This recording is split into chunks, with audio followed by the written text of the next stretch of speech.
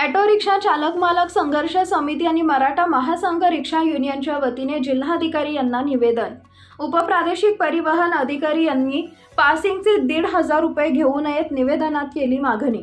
अन्यथा मागण्या मान्य न झाल्यास राज्यभर चक्काजाम आंदोलन करणार, मराठा महासंघाचे रिक्षा युनियन जिल्हाध्यक्ष सुभाष चव्हाण यांचा इशारा। जालना उपप्रादेशिक परिवहन अधिकारी रिक्षा चालक मालक कडून 1,500 रुपये घेत असून ते 1,500 रुपये घेऊ नये यासाठी आज दिनांक 6 जून रोजी दुपारी 2 वाजेच्या दरम्यान जिल्हाधिकारी श्रीकृष्ण पांचाळ यांच्याकडे ऑटो रिक्षा चालक मालक संघर्ष समिती आणि मराठा महासंघ रिक्षा युनियनच्या वतीने भेटून निवेदनाद्वारे मागणी केली आहे।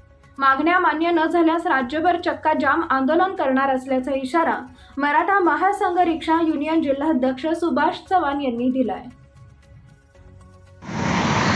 आज आम्ही जालना मराठा महासंघ ऑटो रिक्षा युनियन तर्फे आणि जालना संघर्ष समितीतर्फे आज आम्ही कलेक्टर साहेबांना निवेदन दिलेले आहे। जे आरटीओनी जे दंड आकारलेला आहे 1,500 रुपये प्रति महिना, ते आम्हाला न परवडणार आहे।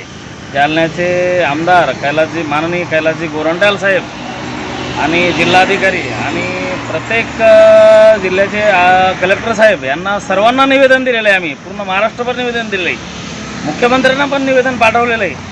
आणि एवढं करून जर त्यांनी नाही हे केलं तर आम्ही महाराष्ट्रभर चक्का जाम आंदोलन करणार, असं कृती समिती जालनाच्या वतीने मी हे करतो निवेदन।